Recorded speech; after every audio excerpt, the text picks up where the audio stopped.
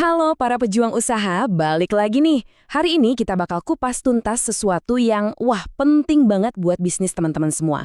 Yaitu, gimana caranya dapat modal usaha dengan bunga yang super duper ringan lewat program andalannya pemerintah, kredit usaha rakyat atau KUR, khususnya yang dari BRI.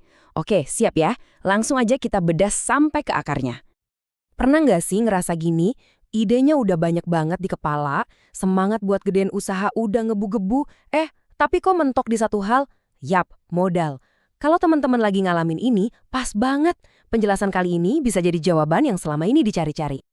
Nah, ini dia solusinya. KUR, singkatan dari Kredit Usaha Rakyat.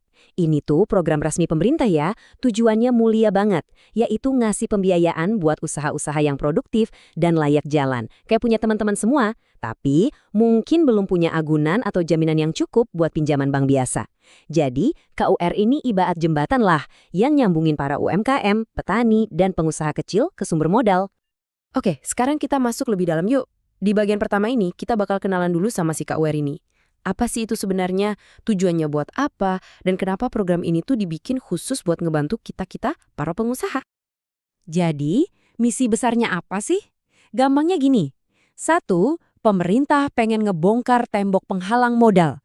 Jadi akses pinjaman dibuka selebar-lebarnya. 2. Biar UMKM kita makin kompetitif, nggak cuma jago di kampung sendiri, tapi bisa bersaing di pasar yang lebih gede. Nah, yang paling keren, ini juga cara pemerintah buat muterin roda ekonomi dan buka lapangan kerja. Jadi, waktu teman-teman ambil QR, itu secara nggak langsung udah ikut bantu bangun negara loh. Keren kan?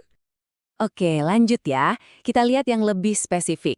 Nah, BRI sebagai salah satu penyalur utamanya, itu ngebagi KUR jadi 3 jenis. Masing-masing ini dibikin buat skala usaha yang beda-beda. Jadi sambil saya jelasin nanti, coba teman-teman pikirin kira-kira mana nih yang paling klik sama kondisi bisnis sekarang. Yuk kita bedah tabelnya bareng-bareng, lihat deh di baris plafon pinjaman. Ada QR super mikro, ini buat kebutuhan yang kecil-kecil, pinjamannya sampai 10 juta aja, dan bunganya cuma 3% loh. Gila kan? Terus ada QR mikro, nah ini nih yang paling banyak diambil orang, plafonnya itu di atas 10 juta sampai mentok 100 juta. Kalau butuh lebih gede lagi, ada QR kecil, bisa sampai 500 juta. Terus lihat juga jangka waktunya. Ada KMK atau kredit modal kerja, ini biasanya buat muterin usaha harian, kayak beli bahan baku gitu. Satu lagi ada KI atau kredit investasi, ini buat beli aset jangka panjang, misalnya mesin baru atau renovasi toko. Nah, ini dia, bagian yang pasti paling ditunggu-tunggu, hitung-hitungan. Kira-kira kalau pinjam sekian, nyicilnya berapa ya per bulan? Yuk kita langsung lihat simulasinya. 6%. Angka ini tolong diingat baik-baik ya, karena ini kuncinya. 6% per tahun. Ini bunga buat pinjaman pertama di KUR mikro dan KUR kecil. Perlu dicatat, ini bunga subsidi dari pemerintah. Jauh lebih rendah dari pinjaman komersial biasa yang bunganya bisa belasan persen. Benar-benar dibikin supaya nggak ngebebanin pengusaha. Biar kebayang, kita ambil contoh nyata aja ya. Misal teman-teman pinjam 50 juta, terus nyicilnya selama 3 tahun atau 36 bulan. Tahu nggak cicilan per bulannya berapa? Cuma sekitar 1,6 jutaan. Wah, terjangkau banget kan? Dengan cicilan segini, ngatur cash flow usaha jadi lebih gampang. Nggak pusing mikirin cicilan yang gede. Nah, ini dia tabel simulasinya buat yang pinjam 50 juta. Bisa dilihat sendiri ya. Logikanya gampang. Makin panjang tenor atau jangka waktu yang dipilih, ya makin kecil cicilan bulanannya. Kalau ambil setahun, cicilannya 4,4 jutaan. Tapi kalau butuh napas lebih lega, ambil yang 5 tahun deh. Cicilannya jadi cuma sekitar 1 jutaan sebulan. Fleksibel banget kan? Tinggal disesuaikan sama kemampuan. Oke, ini informasi super penting yang wajib banget diketahui, apalagi buat yang mikir jangka panjang. Jadi bunga 6% itu cuma berlaku buat pinjaman pertama ya. Kalau pinjaman pertama lunas, terus mau ngajuin lagi untuk yang kedua kali, bunganya naik jadi 7%. Nanti yang ketiga jadi 8%, dan seterusnya. Ini namanya sistem bunga berjenjang. Tujuannya sih biar para pengusaha didorong buat makin mandiri dan akhirnya bisa lulus dari program subsidi. Gimana? Makin tertarik kan? Pastinya dong. Oke, kalau gitu sekarang kita bahas apa aja syaratnya dan dokumen apa aja yang perlu disiapin dari sekarang. Yuk, catat! Ini syarat-syarat utamanya. 1. Pastinya WNI. 2. Ini penting banget. Usahanya harus sudah jalan minimal 6 bulan. Jadi, KUR ini bukan buat usaha yang baru mulai dari nol ya. 3. Nggak boleh lagi punya kredit produktif lain di bank. Dan yang keempat, ini nih yang paling krusial. riwayat kredit di SLIK, OJK, atau dulu namanya BI Checking harus bersih, harus lancar jaya. Anggap aja ini rapor keuangan kita yang bisa diintip semua bank. Jadi jangan sampai ada noda tunggakan sekecil apapun. Soal dokumen, gampang kok. Siapin aja KTP elektronik, kartu keluarga, terus surat izin usaha. Nggak perlu yang ribet-ribet. Surat keterangan usaha atau SKU dari kantor desa atau kelurahan aja udah cukup. Oh iya, satu lagi, catat nih. Kalau pinjamannya di atas 50 juta, wajib punya NPWP ya. Syarat udah oke, dokumen udah siap. Mantap, kalau gitu yuk kita lanjut ke langkah berikutnya. Kita lihat gimana sih cara ngajuinnya.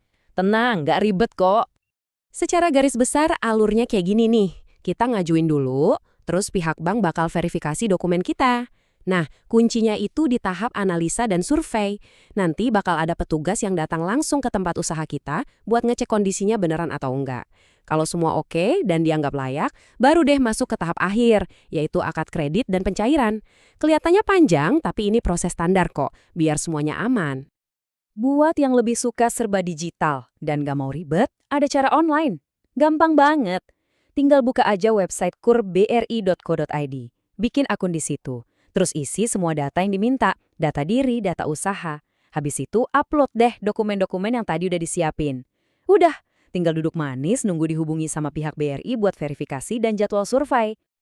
Tapi kalau ada yang lebih srek datang langsung, ketemu orang, nanya-nanya langsung, tenang aja, cara offline juga ada. Bawa semua dokumennya, langsung datangi kantor cabang BRI terdekat. Ambil antrian, bilang ke customer service mau mengajukan KUR. Nanti dari situ bakal dipandu kok, mulai dari isi formulir sampai wawancara. Gampang juga kan? Oke, kita udah hampir di ujung pembahasan nih. Sebelum selesai, saya mau kasih rangkuman poin-poin paling penting yang harus banget diingat, plus beberapa tips biar pengajuannya nanti lancar jaya. Jadi, ini dia rangkumannya. Dengerin baik-baik ya. 1.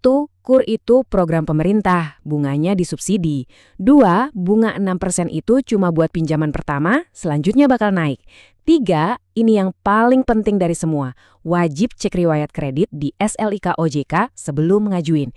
Ini biang kerok paling sering bikin pengajuan ditolak. 4. Siapin surat izin usaha minimal dari kelurahan. Nah, ada kabar baik lagi nih. Untuk KUR Mikro itu bebas biaya admin dan provisi. Mantap kan?